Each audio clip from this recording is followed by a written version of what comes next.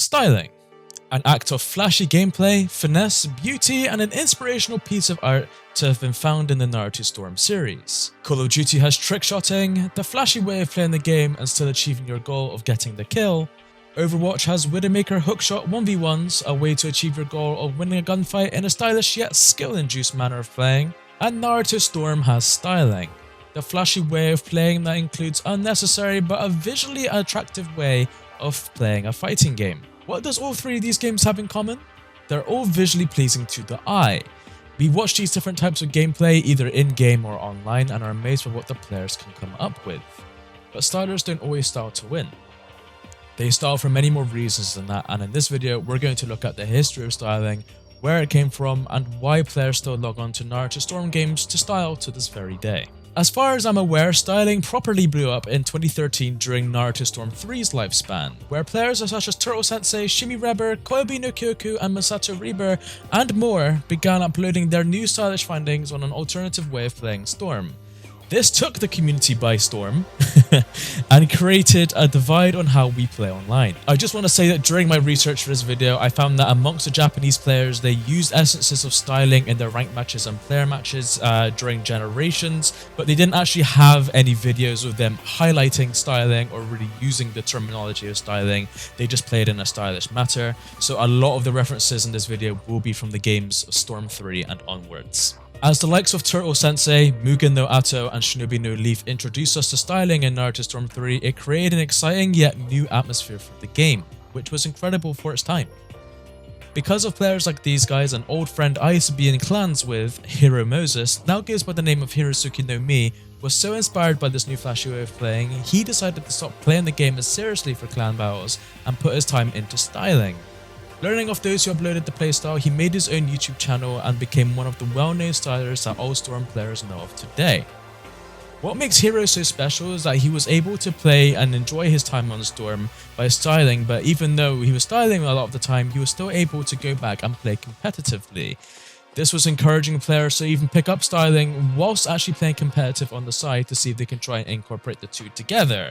It's an uphill battle, I know, but it was possible. How was styling performed in Naruto Storm 3? Well, as Storm 3 introduced the two new mechanics, Relay System and the Instant Awakening mechanic, players found that these mechanics were able to be cancelled and provided satisfying visual effects. They used it as a way to look good rather than using them for their intended purposes. Before I continue to talk about these mechanics, let me tell you about the fundamentals of styling and how it can be formed with just the basic mechanics in Storm 3. Players would often cancel their combos via ninja move, then cancel the ninja move animation with a tilt input. This alone was standard bread and butter for styling, as Naruto Storm is such a cancel heavy game. More versions of this was born by doing 1 or 2 hits, ninja moving and throwing Fuma Shuriken, and these actions can also be combined with enabling supports such as Haku, Karin, Kimimaro, or any support that can provide enough stun for you to continue your flashy combo. Another stylish thing to do was cancelling your tilts with Shuriken to prevent yourself from doing the full tilt. This piece of information is useful when styling in Storm 3, which I'll get into a little later. Another key fundamental was air tilts. The air tilts is literally a matter of jumping in the air, ninja moving, and then tilting before you hitting the ground. What this would do is that it would have you do a tilt in the air, but as soon as you hit the ground, if you were to keep hitting the circle input or the attack input, you would end up doing your intro combo and then your combo sequence. This actually created a very nice styling essence for the game. So let's talk about Storm 3's relay mechanic. By holding the circle or the attack button, your character jumps back with yellow aura surrounding their body. They will proceed to dash towards the opponent. If they hit the opponent successfully with this action, you can call in your supports to lift your opponent into the air, bounce them off the ground, and do another attack as sort of a team combo system. But players weren't particularly satisfied with this mechanic and found that you can cancel after the jump back animation by blocking or chakra dashing. This allowed for people to use this in combos during tilts to make them convertible or simply just throw them out while approaching while sitting in neutral. As I mentioned previously, you can cancel tilts with Shuriken, so people would often do the tilt into relay with this. This too became a key fundamental part of Storm 3 for styling. Furthermore, there's Instant Awakening. Instant Awakening, or IA for short, was a new mechanic introduced in Storm 3 as another way to awaken during a match, but whenever you wanted to with a flick of the right analog stick. IA was separate from regular awakening since you didn't have any invincibility frames in your IA like you do in regular big awakenings. IA allowed you to flash in and out of awakening whenever you wanted to with a character, creating a large visual flash as you go in and out of the mechanic, and for some characters changing their moveset, such as Shippuden Naruto in Storm 3 for example. When doing this, you would deplete your chakra bar during its activity, and then when switched back to normal state, your chakra bar would recharge instantly. Instant Awakening simply create the visual aesthetic for styling, as well as giving some characters better combo routes for flashiness that the player was attempting to go for. This is another key fundamental to styling in Storm 3. If you'd like to see examples of styling in Storm 3, be sure to check out the names mentioned in this video. I might even end up putting their links in the description, and then you can check out some examples of how styling was actually done in Naruto Storm 3 days. On the 11th of September 2014, Naruto Storm Revolution was released for the PlayStation 3, the Xbox 360, and the PC. As you can imagine, the styling community was still very much alive during Revolution's lifespan, but sadly, the stylers took a hit on their possibilities of styling due to having some mechanics removed. Ninja move cancel into tilt was being removed, and relay was also being removed as well. Air tilts were completely gone from the game as well. However, this didn't stop them from styling and uploading more inspirational videos. They simply used what was left within the mechanics and still looked flashy within their styling gameplay. Another hindrance that the stylers had was that CC2 decided to nerf instant awakenings by adding a cooldown period in which your chakra bar would recharge. In Storm 3 it would charge instantly, but in Revolution it took a couple of seconds before recharging. This meant that players couldn't abuse instant awakening by going in and out of it so much. Naruto Storm Revolution brought up the likes of Windy Sensei and Shinobi no Leaf more with their styling videos, as well as the previously mentioned players that also upload their flashy combos and techniques in videos, giving us more visually pleasing entertainment for the Storm game of that period. It's truly amazing to see the styling community stay strong in despite of a few of their key mechanics being taken away from the previous Storm game. And finally, on the 4th of February in 2016, Naruto Storm 4 was released. This installation of the Storm series really shook things up in terms of how we played the game as a whole, including styling. In Naruto Storm 4, Instant Awakening was taken out but also replaced by the act of leader switching. Leader switching is done by flicking the right analog stick in either the right or left direction. Either direction would replace whatever character you have on the field with the corresponding support character in your support slot, making them the new main character on the field. This mechanic is arguably one of the best implementations of Storm of all time, and this mechanic was heavily received well by the fans, casual and competitive players alike, and became a key part of meta gameplay, having it be the birth mother of so much tech that we use today. Not only was it favourable for casual and competitive players, but it was also loved by the stylish players as they used this to create some out-of-this-world combos. Air tilts have returned in Storm 4, but only by blocking in the air. This little stylish feature can be done if your opponent decides to hit your defense whilst you're airborne. A very circumstantial situation that isn't always in your control.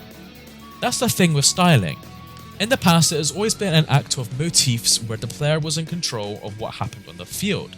They were responsible for every cancel, every flash, every action and combo you saw from that styling method. Storm 4 doesn't do this. You have to rely on your opponent just to do an air tilt. Storm 4 also taken out the mechanic of being able to shirk and cancel from combos and tilts. This really hurts the potential and opportunity for stylish features as performed in previous Storm games.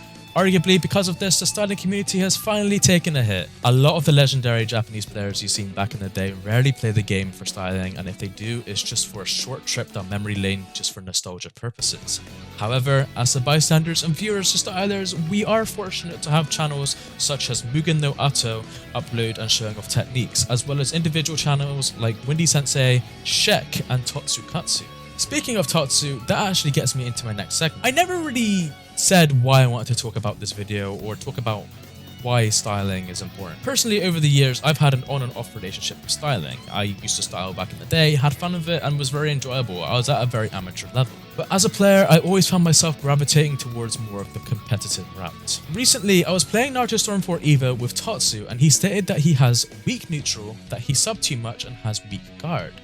I responded by saying how he only has these issues because he styles a bunch. He agreed and we conversed a little more from there. Then it hit me. Styling is more than just a flashy way to play. Thanks to styling, it can actually teach you some important mobility and fundamental mechanic usage of Naruto Storm. I can easily state because of styling, I've become better as a competitive player. Styling has helped me understand how to move better, learn new conversion options, and explore new forms of aggression. Some things that standard meta play won't teach you very well. Funnily enough, in the last few years of Storm, I looked down on styling sometimes. I would roll my eyes, think of it as being a waste of time, and continue to seek out improvement on the current meta of Storm 4. I can only say I felt this way due to styling being changed massively from Storm 3 up to Storm 4. It doesn't look the same as it used to, it's still recognizable, but sadly for me, styling just isn't as attractive to me in Storm 4 as it were in the previous games. But I can confidently say that after this conversation with Tatsu, I have reminded myself on the importance of styling and how it contributed to my success as to where I am today as a Naruto Storm player and Naruto Storm YouTuber. Another example to this is Francis Sawada. He's put many hours into both styling and competing. As a fellow dedicated Storm player, I can confidently say that Sawada has a lot of hard-earned experience in Naruto Storm 4, using the assets of styling as well as his knowledge and experience in meta to create the powerful fighting style that he has today. I chose Sawada as an example because, similar to myself, he's had the best of both worlds. He's created an amazing playstyle out of it. He styled and played meta and has combined the two. He's gained so much knowledge of Storm thanks to his meta experience and, importantly, styling. So, if you're someone who loves styling, despises styling, or someone who simply doesn't even care for the art, just know that it is a valuable piece of the game that we all enjoy playing. It can contribute more to your experience than you know, in terms of entertainment, learning, competing, or simply just having fun. I'm proud of those who have styled, is currently styling, and is learning to style as we speak. Styling is an incredible yet beautiful piece of art in Naruto Storm, and we are very lucky to have it in our Storm kit.